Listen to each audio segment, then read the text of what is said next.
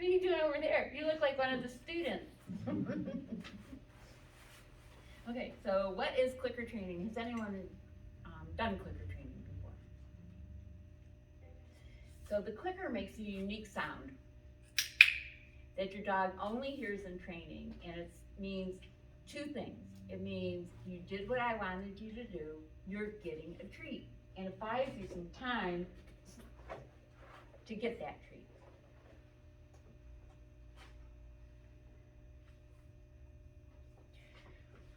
And the clicker can be used luring, capturing, or shaping. We're going to do a lot of luring, so just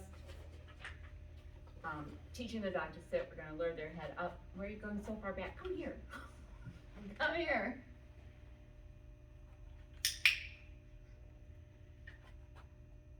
She's got this memorized. So that's luring. Capturing is your dog does something that you really like.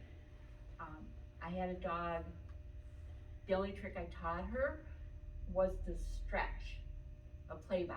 So every time she got out of her crate, she would do that. So I would click, and she goes, what did I do to get that treat? So it gets their brain working. I taught another dog to yawn. I would go, coffee, are you tired? He never quite got what it was, but he knew it's something with his mouth, and he would go. So, when I taught Napoli to lick his lips, I go, is it yummy? And he goes. So I captured those behaviors. And then shaping is like playing the hot and cold game. It's a little more complicated. You want your dog to go to the mat, so if they look at the mat, you click and treat. If they take a step towards the mat, you click and treat. Some people think it's aversive because if they back away, they don't get a treat. But it's more difficult. So mostly luring is what we're going to do in class. So how do you teach your dog what the clicker means? That's called charging the clicker. So this is your first homework. What you're going to do, well, first of all, let me go back. The clicker makes a very loud noise. Do not click by your dog's ear. If your dog is afraid of the clicker, you can try making it quieter.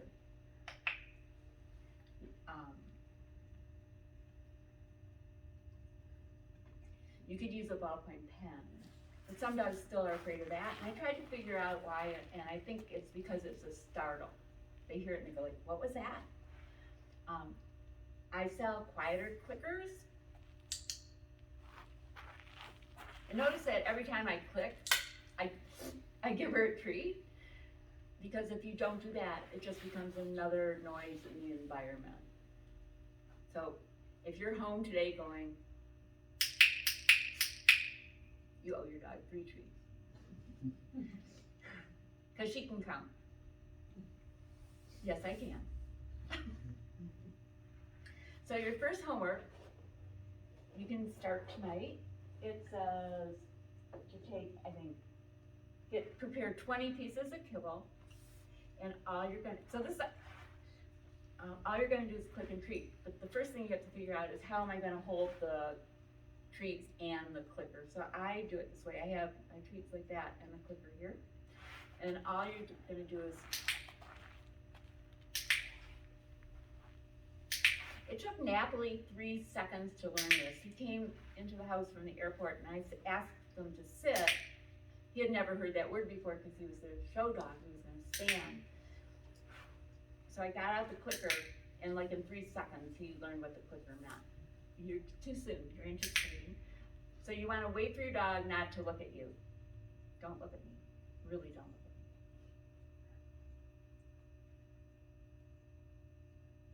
at me.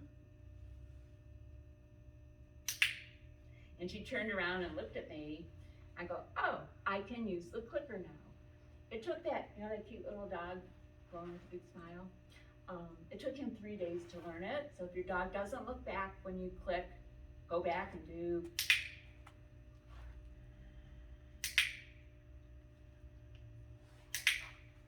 Okay, don't look at me. You could do better. Oh. So I taught that by capturing.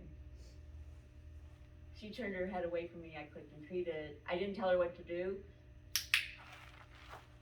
and then I gave it a name. Good, very good.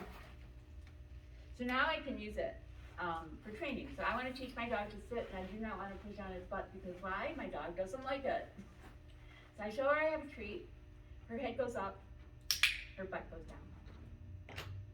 And I like this hand signal. A lot of my students do this. I don't quite understand that. I like to have big signals. And then usually what she did earlier was that she stood.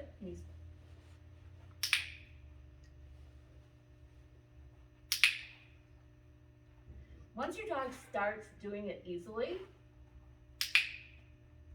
then you want to give a name to it. The reason we have to go sit, sit, sit, sit, sit, sit, sit, sit, sit, sit, how many times do I have to do this before you do it? Sit, sit, sit, sit, is that's how we taught it. They have no idea when you tell them to sit what to do. Come, come, come, come, come. So, sit. Good. And then, if you add good girl or good boy after it, that gets connected with the food. And when you don't have food with you, you can just say good boy or good girl. The reason we don't use good boy or good girl to mark the behavior is that we say it all the time. And we say it differently. They're sitting next to us on the couch and going, oh, you are such a good girl. Such a good girl. Oh, what a good girl you are. So the click is eyes consistent, and eyes means food. So let's say your dog's afraid of the clicker. You can use a word. Or you come to class, you don't have your clicker with you. I sell them for $1.50. But you don't have to use it because you've taught your dog a word. I like the word yes. Or nice. And you do the same thing. 20 pieces of food. And you go, yes. Yes. Yes. Uh-oh. Yes. Yes. Then you wait for your dog 20 times. You wait for your dog not to look at you. Don't look at me. Yes. Good girl. That is very good. And now I can use my yes to train my dog. So let's say I want to do, can you do this? Yes.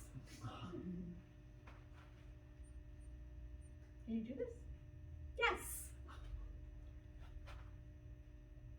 Yes. I don't have a name for that. One more? Can you do this? I know, where did you go? I pushed it, huh? Yes, okay. Or, yes. Yes, good girl.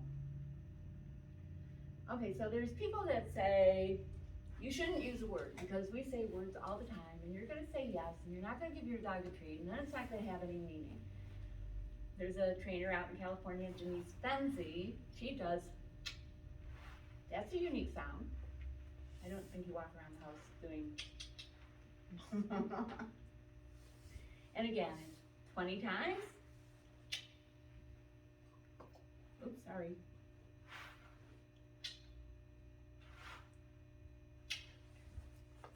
Wait for your dog not to look at you.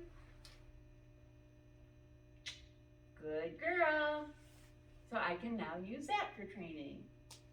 I'm gonna lure her. The foot touch thing she just did. I put my foot like that and she did it, so I clicked and treated it. So I guess that would be capturing. Stand. Sit. Down. That's a funny way to lay down.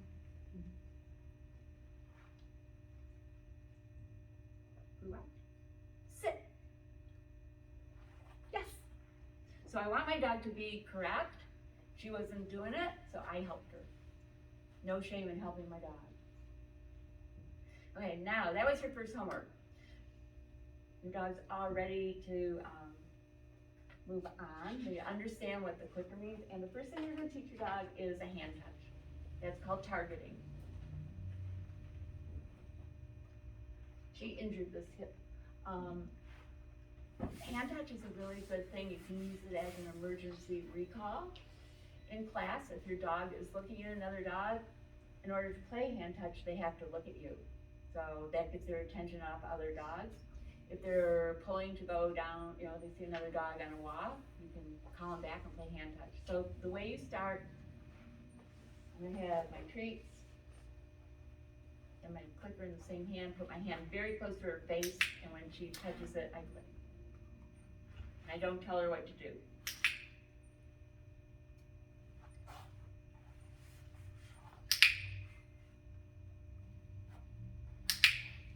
I like to see, like she's been doing it for a long time, so put my hand here, and if she goes to it,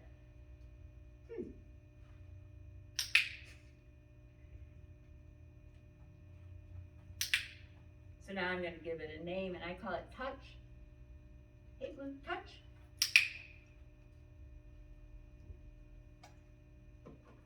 Touch. Touch. Touch. It's one of the things, if you don't want your dog to jump on you, maybe teach him to jump and touch your hand. Hey, Blue, can you touch? I shouldn't make her jump. So that's your first homework, hand touch. We're going to do that in class.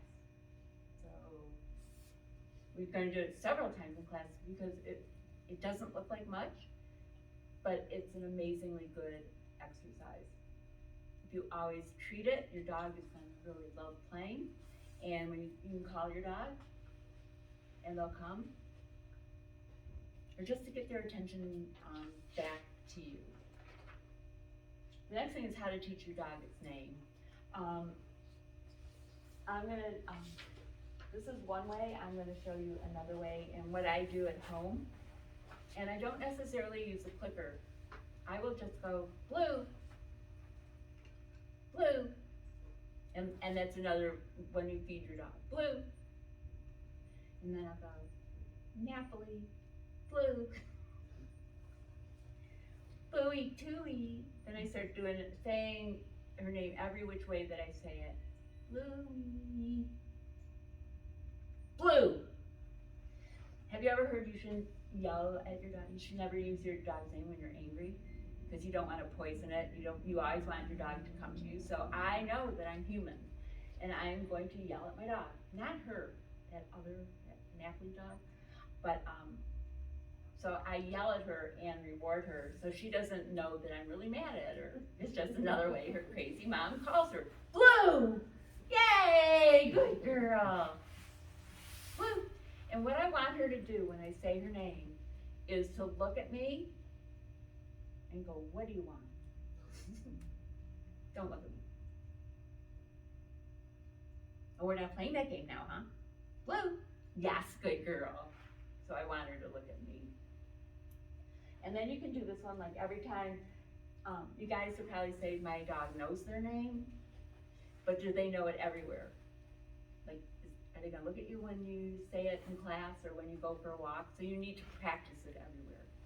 And I always reinforce her name. Blue. Her name is Blue. Yes, good girl. Teaching your dog to watch you. So we're going to do the cheater's way, and we're going to do watch a lot of times in class.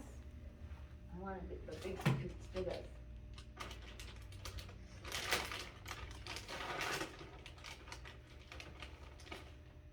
So all I'm going to do is take a treat, hold it by my eyebrows, and because she's looking at me, I can go, watch me, and then I'm going to feed her from my eyebrow. Watch me. I don't care if she's looking at the cookie. Watch. Good girl. And then use your good girl or good boy after. Blue, watch. Good. Blue. Blue, watch.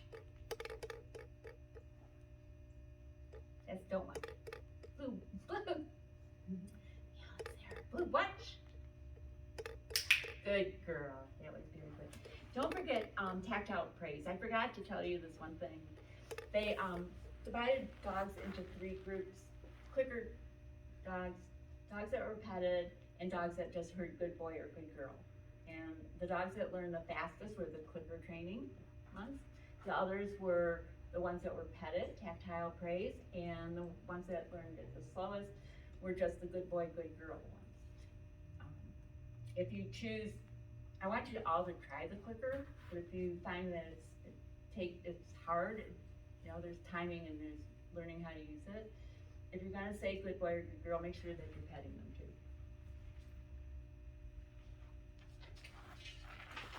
Teaching a positive interrupter. So I want to read this of what it is. So, you know, your dog's doing something bad. This would be a negative interrupter. Hey, knock it off. Ah! Good girl. Do you not want to scare my dog? So a positive interrupter is something that's happy, not going to be scaring, not startling. So the positive interrupter is a non-threatening sound or word that stops the dog from engaging in a behavior without the use of intimidation, fear, or pain. A positive interrupter does not startle or scare. It does not watch me, look, or come. It's not a positive marker. It does not teach the appropriate behavior. So what does it do, Raz? It disengages the dog momentarily from the undesirable behavior and should be followed with redirection, management, or training to avoid engagement in undesirable behavior. So she's out there eating weeds and stuff and won't come when I call her. I just go, pop, pop, pop, pop, pop, pop. Pop, pop, pop, pop, pop. And then when she looks at me, pop, pop, pop. Yes, that was way better. That was much better. If you got your dog from a breeder, that's how breeders call their puppies. Most of them have heard that before. Pop, pop, pop, pop, pop, pop. We're still working on it. This is a work in progress with her. So she's eating her, you know, I'm yelling at her, Blue, and she's not looking at me. I go, pop, pop, pop, pop, pop. She goes, yeah, come. And then she'll come. Remember, if she doesn't look at me, she's not going to do what I asked her to do. She's going to continue to eat those weeds. We're going to do positive interrupter in class also. I had a student who did it. She had a little chihuahua at agility class, and she used to some kind of la la la la la, something like that. And her dog comes running back. Her dog's like running around crazy, and she does that, and her dog actually used this as a recall, came back to her when she heard it. So I like the positive interrupter. Teaching setup, middle, or peekaboo. We're going to do this in class too. That's my dog Napoli. And I'm going to show you how to do it. You can call it whatever you want. Some people call it legs. Some people call it center. I use set up because that's what I do in the agility ring. Set up at the start line.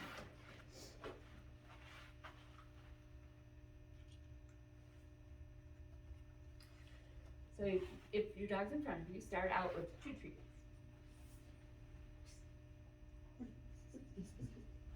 So you gotta bring your dog, lure your dog around you, and then in front, and then get a little more, sit, treat.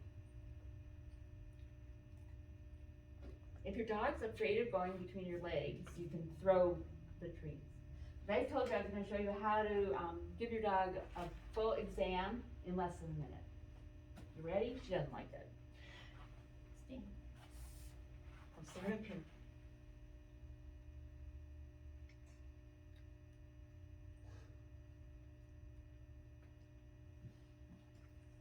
We're going to do these nails today, I promise. Her brother, one of her brothers gets a lot of little lumps and bumps.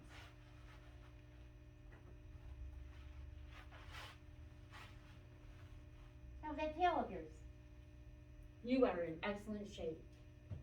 Good girl. I'll give you a handout. We talk about health one week, to do that at least once a month. So you can tell if there's any new lumps or bumps. There you go. There was no clicker for that one. That's homework. Oh, So if your dog's afraid of going between your legs, you can do things like this, Brittany. Get it. Hey, Blue. Get it. Get it. Come. Sit. Nice. That was very nice. Good girl.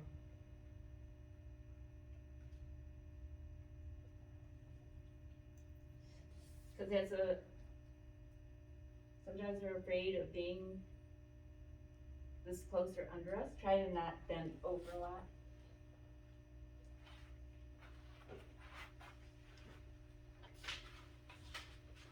And then the last homework is teaching your dog to go to their mat. So, I'm going to do this really fast. Says to take a seat.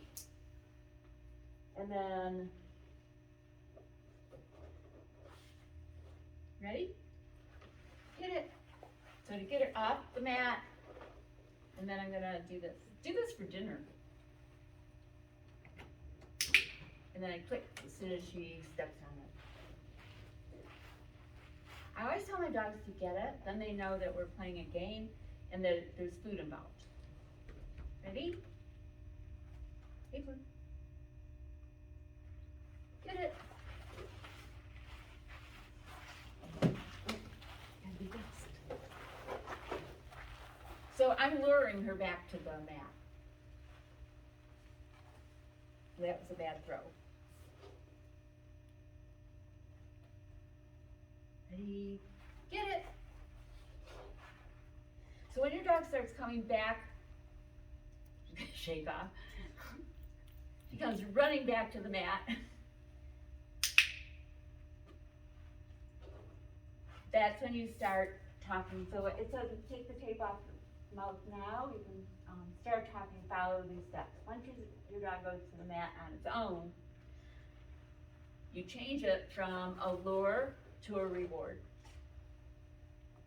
Go to your mat, hurry up, go, all the way, all the way.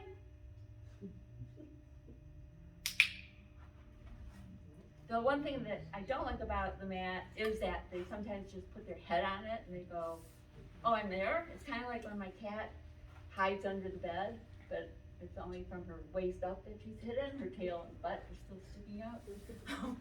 Get it? So what I do with my dogs, hey, Blue, go to your mat. Hurry, hurry, hurry. Fast like a bunny. Hurry, all the way in. Let's go. I just waited to see what she would do, and she lay down. You may have to teach your dog to lie down on the mat.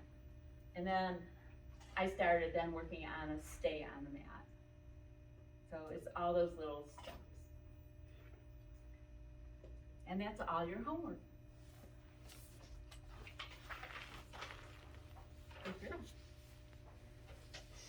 And then we're gonna end in time.